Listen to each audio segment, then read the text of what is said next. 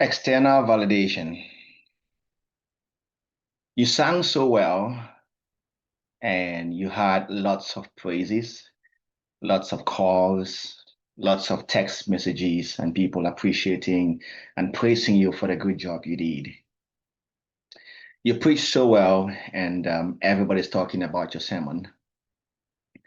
You served very well in an event, and you had lots of appreciation from the team, from your supervisor, from your lead. Great feeling. It makes you feel happy. It makes you feel fulfilled. It makes you feel energized. In other situation, you perform the same activity and you don't get the praises you got the last time. Nobody said anything. And then you're asking yourself questions like, did I do a good job? Was my voice on point this time? Did my service meet the expectation of people? You're asking lots of questions, and sometimes you feel, discouraged. You feel poor about yourself, like, you're not working hard enough.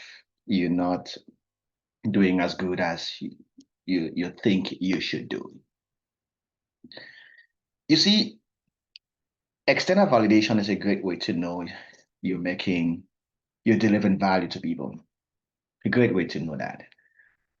But the thing you need to understand is that external validation um, is not always the right way to judge progress towards your vision, and it can equally be deceptive. Now, people are going to give you validation. You're going to get self-validations when the activities you perform meets the expectation of people. So you did something and you met people's expectations, and so they shower you with lots of validation, lots of praises, and lots of compliments. But the thing is, external validation is not the yardstick to judge success. It's not the yardstick to judge success.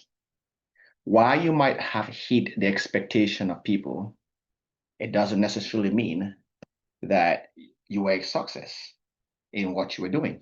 It doesn't necessarily translate into that. Another thing also is that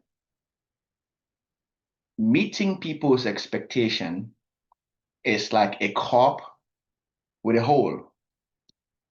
And as you're pouring water into a cup that has a hole, the water keeps going out and it's going out and it's going out.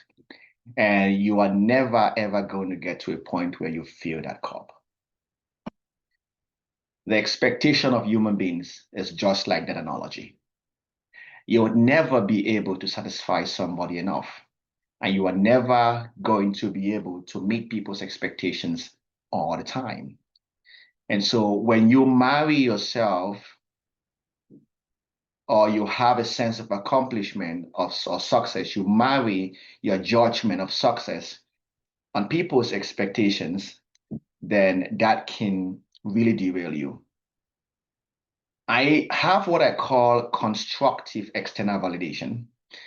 And to me, constructive external validation is when the road towards your vision intersects with people's expectation. People's expectation is traveling towards this direction, and the road towards your goal or your vision is traveling towards this direction. When they intersect at any point in time, when the journey towards your vision intersects with the expectation of people, they will give you validation. Take it, use it. But you will make a mistake when this is the road towards your success, and this is the direction, the road towards people's expectation.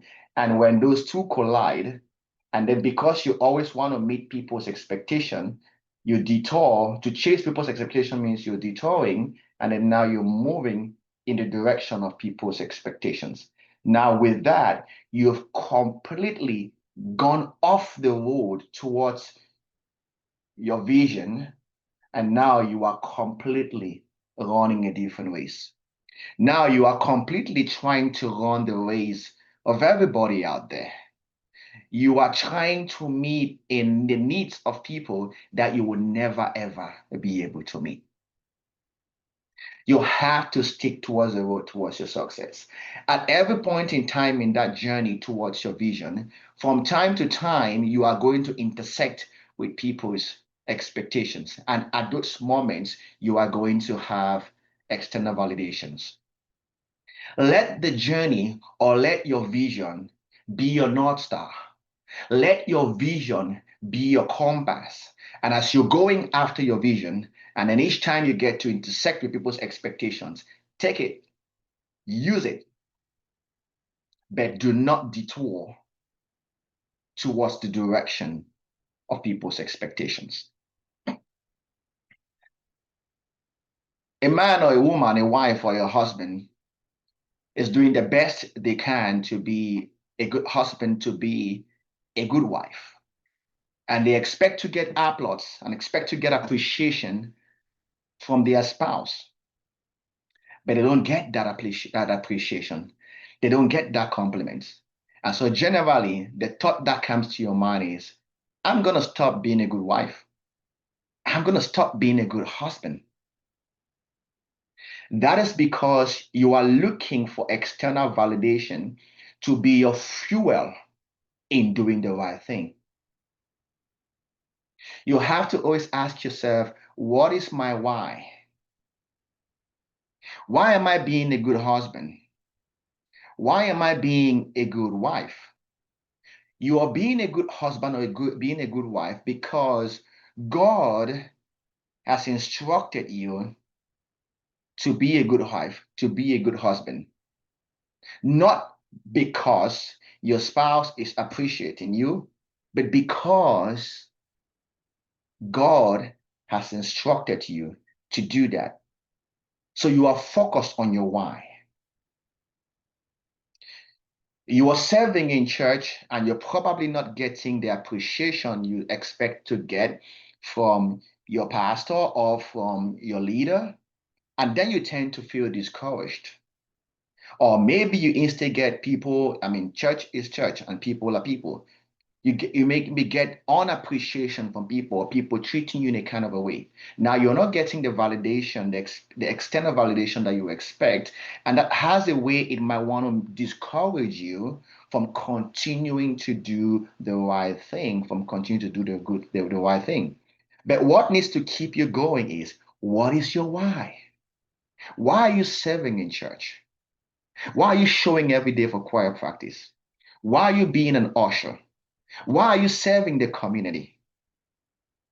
You might be part of a veterans club, like in Dallas, we have Camdal and we have many veterans team, and you might be the most active member in there. Whenever there is a game, you're the one running around and getting all the water and getting all of those things. Why are you doing that? If you're doing that because you're trying to give back to your community, that's a good why. Continue to do it because of that why. But when you start deviating your attention towards people appreciating you, people complimenting you, then you would not do that for too long. Always anchor yourself around your why. When you anchor yourself strongly around your why, you are going to continue doing what you're doing for a long time. That's the secret behind the statement that is in the Bible that do not be weary in doing good, for in due season you will reap the harvest if you faint not. See, there is a difference between the object of your service and the master of your service. I'll use the example of the Christian milieu, of a church milieu. The object of my service as a servant in God's house, the object of my service is the people, the fellow Christians, and the fellow members in the church. They are the object of my service. But the master of my service is God. So the reason why I will continue to serve is because my master say I should serve. So the people I am serving might not appreciating me, they might not treat me right, but I would not focus on their response to me and how they treat me. Because if I'm focusing on that, then I'm focusing on the object of my service. They are only the object of my service. But rather, I'll focus on the master of my service, because the person who gives me a reward is the master of my service, not the object of my service. You could be a good wife and you're not getting the right response you expect to get from your husband. You could be a great husband and you're not getting the right response you expect to get from your wife. But my challenge is, do not focus on your wife or your husband's response, because they are merely the object of your service. Focus on God, who is the master of your service. And that goes back to your why. Why are you treating your husband with respect? Because God asked you to do that. Why are you loving your wife? Because God asked you to love her. So your spouse is the object of your service, but the master of your service is God, and that ties to the why behind what you do. See, when you shift your mindset from external validation and anchor to your why and anchor to the object, or anchor to of your service, you will continue to do what you're doing for a very long time. The same thing applies on your job. You might be on a customer service job. The people that walk into the office, into the bank, into the store all the time, they are the object of your service. While the master of your service is your employer. It might be Walmart, it might be Kroger. The master of your service is your employer. The customers that come, they may be mean, they treat you badly, but they are only the object of your service. What you focus more on is your job, saying, good job, Chilean, good job. This, focus on the master of your service, not the object of your service. There are two great men of God that I learned from their stories. Late Dr. Miles Monroe and Bishop T.D. Jakes.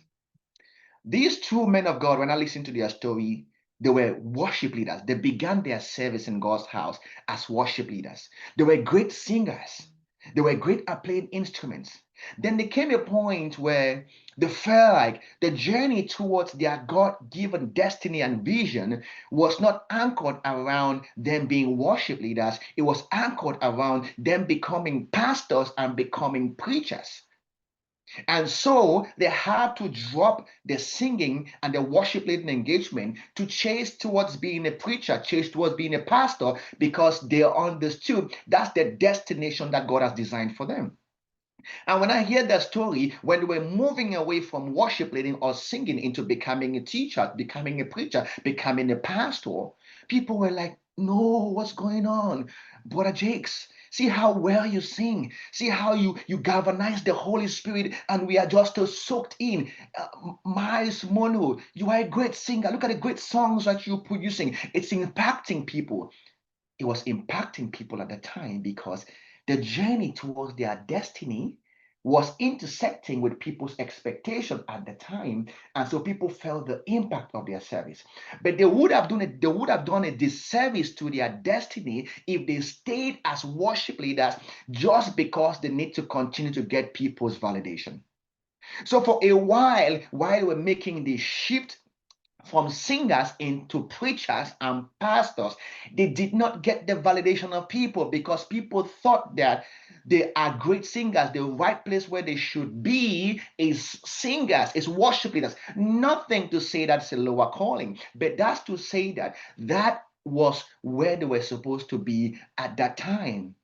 The journey towards their destiny was longer. So at that season in their life, the journey towards their destiny was intersecting with people's expectation, and so they get the validation. So they had to be willing to disappoint people's expectation, to move away from external expectation in order to move towards their God-given vision. And as they continue to go ahead, they were doing well and doing well. And again, along the journey of being a preacher, right, that their journey has intersected again and kept intersecting again with people's expectation. And then you hear TD Jakes all over on social media. You hear Dr. Miles Monroe, everybody acclaiming him and giving all the praises. But these two persons, they focus on their vision. They stayed on the route towards where God is taking them to. and they did not detour themselves to chase after external validation. Take external validations when you get them, but do not let external validations be your fuel towards your journey. Let your fuel towards your journey be anchored on your why and be anchored on the master of your service. I hope this blesses someone. If you like this, please subscribe and put a comment on the chat, and see you in the next one. Thank you.